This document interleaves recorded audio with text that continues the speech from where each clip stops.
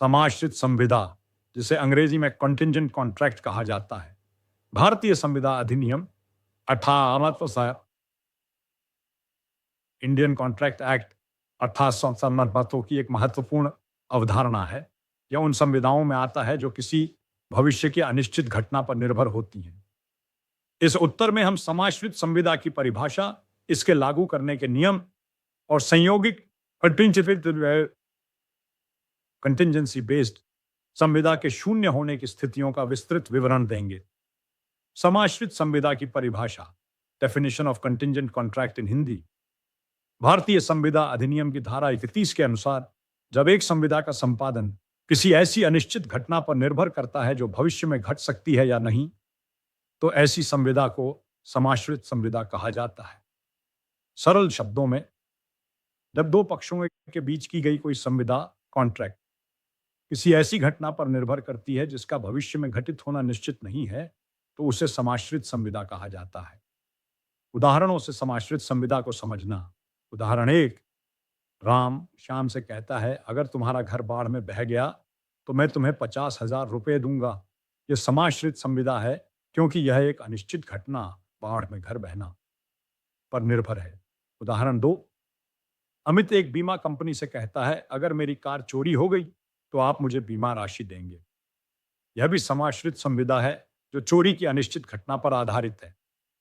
उदाहरण 3, एक व्यवसायी ग्राहक से कहता है, अगर मेरा जहाज सुरक्षित पहुंचता है तो मैं आपको माल दूंगा।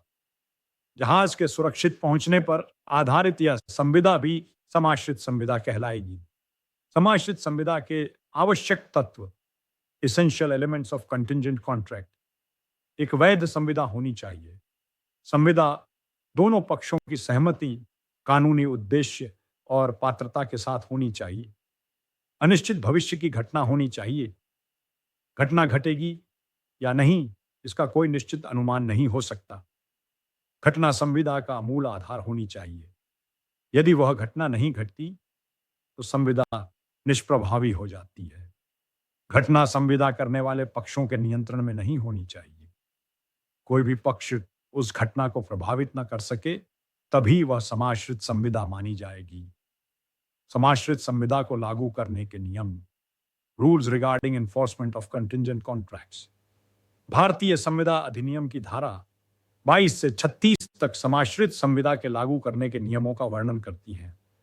एक घटना घटने पर संविदा लागू होती है। सेक्शन 32, यदि संविदा किसी विशेष घटना के घटने पर आधारित है तो संविदा तभी लागू होगी जब वह घटना वास्तव में घटे। उदाहरण, राहुल ने बीमा कराया कि यदि उसका गोदाम जल जाए तो उसे 5 लाख रुपए मिलेंगे। जब गोदाम जलता है तभी वह दावा कर सकता है।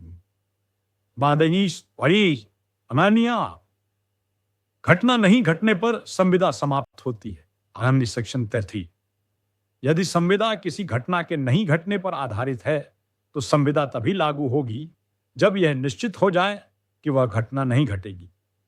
उदाहरण, मोहन कहता है, अगर अगले 6 महीने में बारिश नहीं हुई तो मैं तुम्हें 10,000 रुपये दूंगा। अगर 6 महीने बीत जाएं और बारिश न हो तो वह संविदा लागू मानी जाएगी। 3 घटना असंभव हो जाने पर संविदा शून्य। सेक्शन 34, अगर जिस घटना पर संविदा निर्भर करती है वह असंभव हो जाए, इम्पॉसिबल, तो संविदा स्वतः शून्य हो जाती है। उदाहरण, किसी ने कहा, अगर मेरा जहाज लंदन पहुंचता है तो मैं माल बेचूंगा, परंतु वह जहाज समुद्र में डूब जाता है तो संविदा अब लागू नहीं होगी। पक्षकारों द्वारा घटना को असंभव बनाना। सेक्शन 35, यदि कोई पक्षकार खुद उस घटना को असंभव बना देता है जिस पर संविदा निर्भर थी तो वह संविदा शून्य हो जाती है। उदाहरण, राज कहता है, अगर मैं तुम्हारा मकान खरीदूं तो 5 लाख रुपए दूंगा। बाद में वह मकान को किसी और को बेच देता है तो वह घटना असंभव हो गई और संविदा शून्य मानी जाएगी।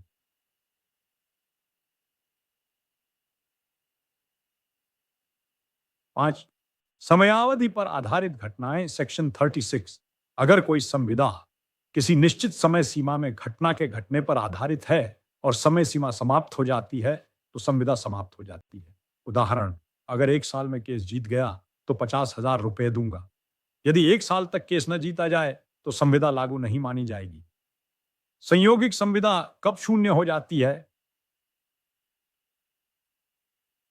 When contingent contract becomes void, जब वह घटना घटने से असंभव हो जाए। उदाहरण, जहाज डूब जाना, व्यक्ति की मृत्यु, कानून में परिवर्तन आदि। जब निर्धारित समय सीमा में वह घटना नहीं घटती। अगर संविदा समय सीमा से बंधी है तो उस अवधि के बीत जाने पर वह समाप्त मानी जाती है। जब उस घटना को स्वयं संविदाकार असंभव बना दे, जैसे किसी संपत्ति को किसी और को बेच देना। अगर मूल संविदा ही अवैध हो जाए, जैसे सरकार की नीति में परिवर्तन के कारण संविदा गैर कानूनी हो जाए। जब घटना की प्रकृति ही समाप्त हो जाए। उदाहरण, खेल टूर्नामेंट को स्थायी रूप से रद्द कर दिया जाए। महत्वपूर्ण न्यायिक निर्णय, केस लॉज, एनपीसी एजेंसीज विरुद्ध यूनियन ऑफ इंडिया।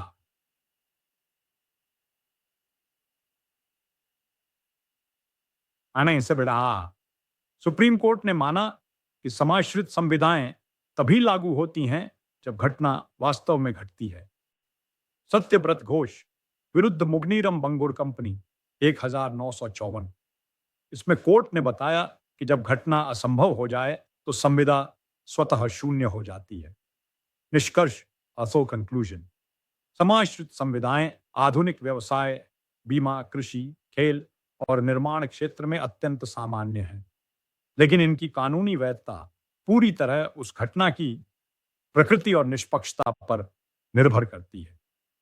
एक समझदार संविदाकार को यह सुनिश्चित करना चाहिए कि वह घटना स्पष्ट रूप से परिभाषित हो, दोनों पक्षकार सहमत हों और वह संविदा भारत के संविदा अधिनियम की सभी धाराओं के अनुरूप हो। अगर भविष्य की किसी अनिश्चित घटना पर किसी संविदा की वैधता टिकी है तो सावधानी, स्पष्टता और पारदर्शिता अत्यंत आवश्यक होती है।